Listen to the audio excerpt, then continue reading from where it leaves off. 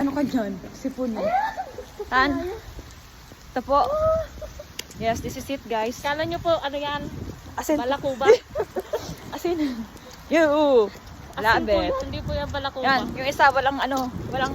Ba't hindi ka nag-goshi? Pinapin ko yan. OMG. Loko. Ay, ang saya. Hindi po balakubak yan, ha? Hindi pa yan ikabok. Ito? Isa lang po ang meron nun. Naglalakad po kami papunta ng mini-stop. Mag-mini-stop po kami. Sa Osaka. O, diba? Ayun na nga, malakas na. Parang siyang asin. Nakikita sa sa masko. Na anong sipon ko? Sinisipon ako. Ang galing. Dito po kami dumaan sa shortcut sa likod namin. Kaya walang mga sakyan. Kita nyo ay mga taniman yan. Taniman po yan.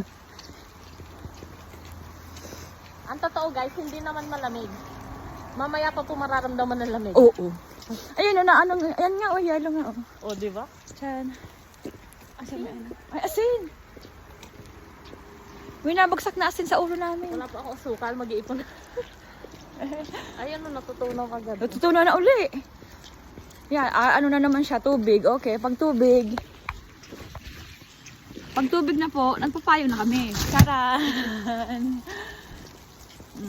Wala namang snowflakes, oh. Wala pa, hindi pa yan.